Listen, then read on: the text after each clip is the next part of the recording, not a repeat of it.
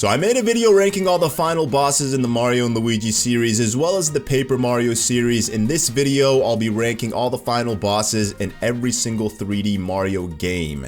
Now all 3D Mario titles have a similar theme, Bowser being the final boss obviously because you know those games revolve around Mario and Bowser. So there's not really a whole lot to discuss in terms of uniqueness when it comes to these final bosses. Honestly, some of them are quite underwhelming, which you will see in this video. So I hope you guys understand this little point. If you want to see me rank all the 3D Mario titles, there will be a link to that video in the description. I made a video a long time ago ranking all the 3D Mario titles, so you can go ahead and watch it. Trust me, I did that justice. I did all those games justice. But when it comes to ranking the final bosses in these games, I have to be fair. So let's talk about Super Mario 64. The game is an amazing game. If you guys know me, I love Super Mario 64. It's one of my all-time favorite games. It paved the way to many Mario classics such as the Galaxy Mario games. The whole premise of the game is Mario runs around Peach's castle, entering into different portraits, collecting power stars. The more power stars he collects, the higher he's able to climb up the castle, till eventually he's able to make it to the final floor where Bowser resides, otherwise known as Bowser in the Sky. Now, I'm not gonna lie, I thought the journey leading up to the final boss was a more fruitful experience than playing the final boss. I really enjoyed the final level. I think it was more challenging as well than the final boss itself. So if you've played the game, you obviously know you encounter Bowser 3 different times. Every single time you encounter him, you're fighting him on a platform in a dark world, and all you really need to do is go behind Bowser, grab him by his tail, spin him, and launch him off into a spiked bomb. And that's pretty much it. The first 2 times you've battled Bowser, you only need to attack him once, or I guess throw him once into a spiked bomb, and the battle is done. But when it comes to the final battle in Super Mario 64, you need to do this 3 times. I'm not gonna lie to you guys, I personally think this final boss is the most tedious of all the final bosses in the 3D Mario titles. I was never really a fan of spinning Bowser into one of the spiked bombs. I always never knew how to like calculate my timing properly when it came to launching him into a spiked bomb. And I think that made it a little bit tedious for me. The only real difference between the final Bowser boss fight and the other Bowser boss battles in the game is that you have to launch Bowser 3 times into the spiked bombs instead of just once. And every time you launch him into a spiked bomb, he breaks a piece of the platform, eventually turning it into a star-shaped platform. Overall, I don't think the final battle in this game is like the best. Don't get me wrong, I'm not saying it's terrible. I'm not saying it's garbage. I'm just saying, if I'm gonna rank this properly compared to the other titles, I have to be honest. So, I'm going to rank the final boss fight in Super Mario 64, the C rank, because it's a pretty casual battle. Next up, we have Super Mario Sunshine. Now this game takes a different approach from Mario 64 because it's a father and son dynamic duo. This is probably the only Mario game where Bowser Jr. fights alongside Bowser, but it's not really much of a boss fight either. Similarly to Mario 64, Mario goes around Isle Delfino. He's pretty much held in Isle Delfino as a fugitive until he cleans up the island. Essentially at the beginning of the game, he was incarcerated for polluting the island, but you know, the Delfinos confused him with Shadow Mario, thinking Mario was the real one who did it, so they forced him to go around Isle Delfino and clean up the mess.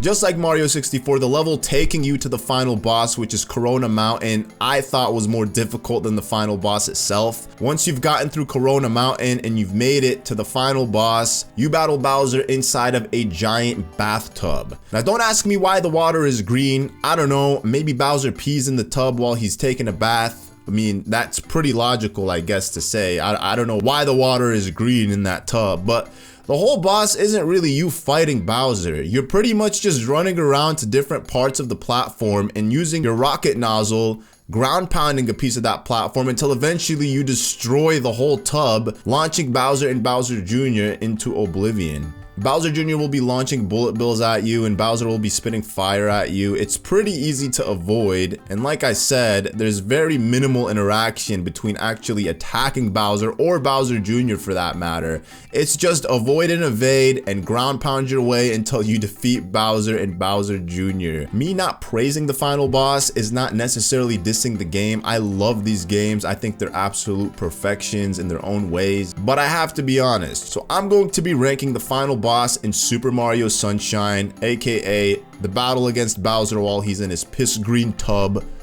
a C rank. Because again, it's a pretty casual fight. It's nothing serious, nothing too dramatic. Now, unlike Mario 64 and Mario Sunshine, final boss in Super Mario Galaxy is an actual battle between Mario and Bowser. Not only is the final boss battle interactive with Mario attacking Bowser directly, but the level leading to the final boss is incredible. So Mario begins on a planet with stone walls and spotlights that determine the direction of the gravity. Mario will traverse against different areas, avoiding dry bones, fireballs, and black holes, leading him to different sections on moving platforms throughout the entire level. You experience pretty much everything that Super Mario Galaxy has to offer within the final level. Eventually, Mario will reach the very end, having to climb up a flight of stairs where Bowser has Princess Peach kidnapped, and thus commences the final battle, Mario versus Bowser. The first phase of the battle begins when Bowser takes on the rock power-up, and then he rolls around attacking Mario, also using his signature ground pound attack, sending shockwaves across the little planet that they're both on. Mario has to avoid Bowser's shockwaves as well as try to attack him, knocking him out of the boulder, sending him on his back, and then knocking him out once again. Bowser will repeat this phase a couple of times before Bowser then retreats to another planet. Bowser will breathe a few fireballs, do some ground pounding, and also curl up into his shell and roll after Mario. Mario must use rubbery bulbs to attack Bowser directly, knocking him out on his back. After doing this a couple of times, phase 2 ends and Bowser will retreat, moving on to the final phase. In the third phase, similarly to phase 1 and 2, Bowser will start out by sending out shockwaves, firing fireballs, and curling up into his shell, attempting to roll over Mario. In this phase, Mario has to avoid all of Bowser's attacks, attempting to attack him directly, sending him spinning around the planet, and then attacking him once again, and that is the only way to do damage on him. Repeat this process a few times and Mario will win the battle and obtain the Grand Star. Like I said earlier, you actually fight Bowser head-on in this game compared to the first two 3D Mario games. Not only that, but the final level leading up to the final battle against Bowser was incredible. By far the best compared to the other two Mario games as well. I'm not gonna lie, battling Bowser in Super Mario Galaxy is satisfying. Although there's nothing crazy, no crazy gimmicks, Bowser doesn't have super crazy attack or anything like that, it's still a very satisfying battle overall. Especially if you attempt to do it with only 3 healths. Overall, the battle itself is pretty easy, especially considering that the game just throw coins at you throughout the whole battle. So it's not really difficult, especially if you find yourself taking damage. But it's still overall one of the best Bowser battles in all of the 3D Mario series. So I'm gonna go ahead and rank the final boss in Super Mario Galaxy the S rank. Some people prefer the final boss in Galaxy 2 over Galaxy 1. For me personally, I liked Super Mario Galaxy 2's final boss more than I did Galaxy 1, and I'll tell you guys why. So the level leading up to the final boss is known as Bowser's Fortified Fortress, and it is by far one of the most ambitious galaxies, or levels if you want to call it that, in all of Super Mario Galaxy. It's essentially a piece of Bowser's castle in space. There are even a couple of sections where Mario will have to use different power-ups, such as the drill power-up and the cloud power-up. There's even a Yoshi section in this final level as well. So it pretty much encompasses all of Super Mario Galaxy in just one level. Once Mario's cleared out Bowser's Fortified Fortress, he's greeted by 2 giant gates that will find themselves opening once Mario breaks the chain on those gates. Only then will Mario be greeted by Bowser in his colossal form sitting on his throne, and thus commencing the final battle in Super Mario Galaxy 2. Now in this battle, Bowser is too big for Mario to fight him head on, so Mario will have to be clever and use a different tactic to attack him. Bowser will send Mario to a miniature planet where Mario will have to avoid and evade Bowser's punches. Bowser's punches will send shockwaves throughout the planet, making it difficult for Mario to just avoid the attacks.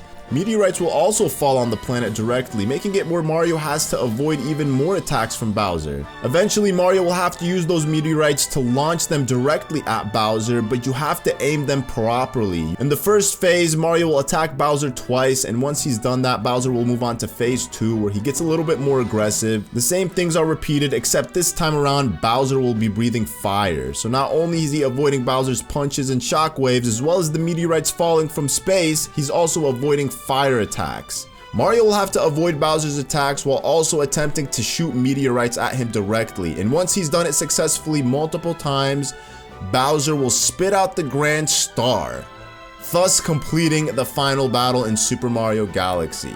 Or so you think. The game fakes you out, then leading you on to phase 2, where Bowser then comes back out of the woodworks and swallows the same Grand Star that gave him the powers that he initially had, once again leading you into phase 2 of the battle. Now the second phase is a little bit easier than the first phase.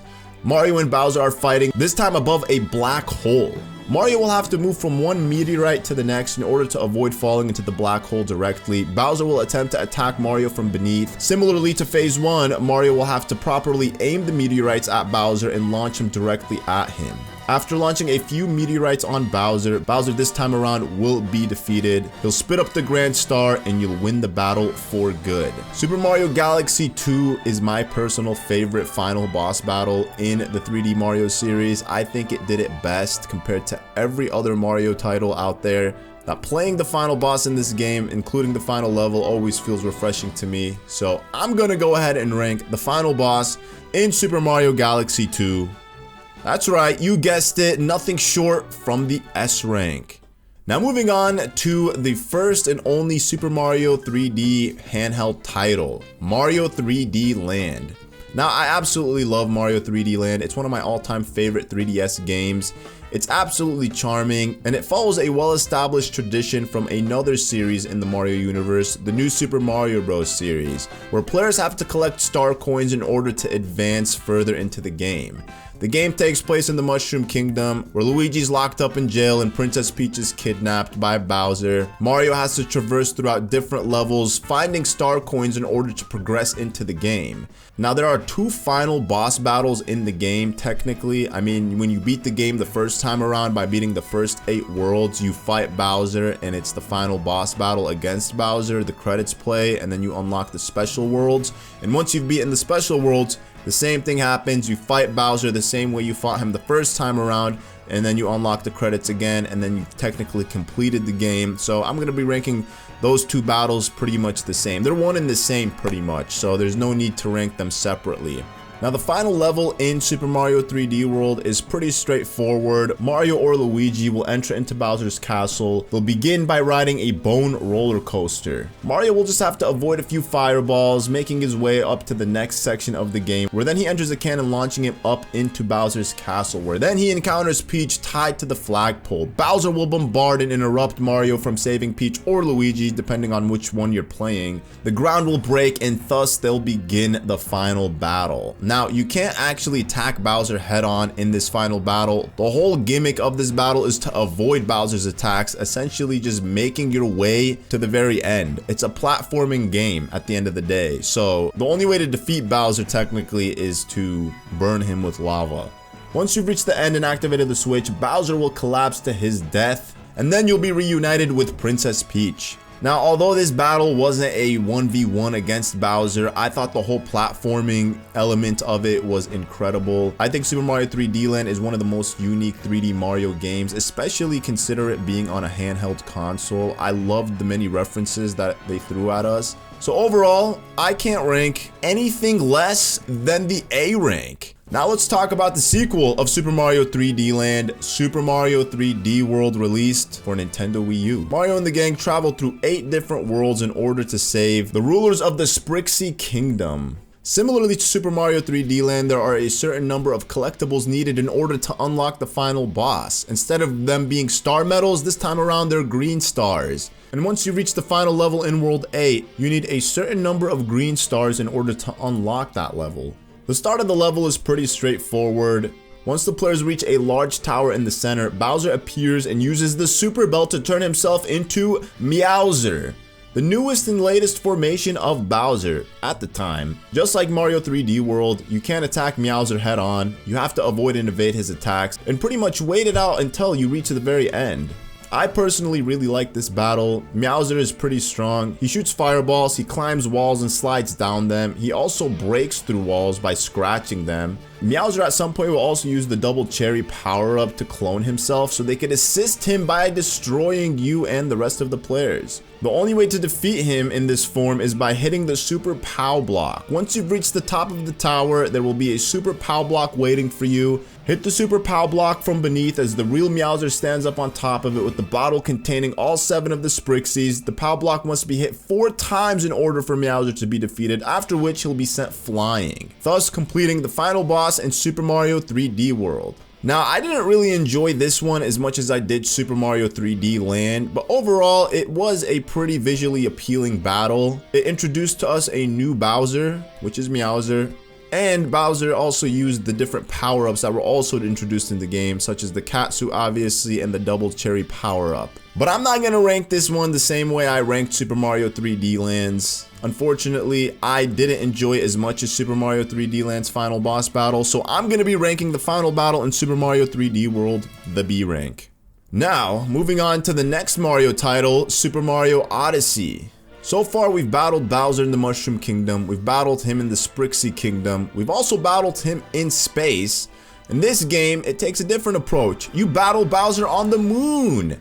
That's right, Mario crashes Bowser's wedding, where Bowser tries to force himself to marry Princess Peach. Mario comes in at the right moment and objects to this marriage. Bowser obviously knew this was gonna happen, so he set up a little booby trap for Mario. Once Mario approached him and Princess Peach, they end up underneath the chapel in one of Bowser's lairs, where Bowser and Mario will have to box it out for the princess's love. Bowser all tucked up, so is Mario. They go on at 1v1. Bowser will send fake top hats against Mario, avoiding the fake ones and then attacking the real one using Cappy. Flipping it on its back, Mario will then be able to wear it and he'll have a pair of boxing gloves at his disposal, which then he uses to attack Bowser. He does this 3 different times, every time Bowser making it a little bit harder for him to attack him, such as smacking his tail on Mario or breathing fire on him. I thought that this final battle was really nice. Although it was very easy, it was still really nice to see them in their tuxedos boxing it out against each other. I mean, because, you know, when 2 people love one girl, what's the best way to win the girl over, you know? Let them box it out. The winner takes the girl, I guess. So that's essentially what they did there. Once you've defeated Bowser, which is, like I said, is a pretty easy battle, it takes you to the second phase of the battle. It's not really much of a battle though, but it's pretty cool nonetheless. Mario, Bowser, Peach, and Cappy will find themselves beneath the chapel in an area that is crumbling, about to be engulfed completely by lava. Mario and Cappy will then have to possess Bowser in order to save Princess Peach and themselves from being engulfed by that lava. Bowser will have to traverse around a few different sections where the ground is crumbling from beneath him. He'll have to be quick about it in order to escape being engulfed by the burning lava. Once you've cleared that, Bowser leaps his way over blocks and destroying walls, repeating this several different times until he reaches the final section where you jump onto a spark pylon and escape the burning cave inside of the moon. I thought the final Bowser section was pretty cool. It's something that you wouldn't expect in a Mario game, having to control Bowser in order to save Princess Peach, Bowser, and Mario.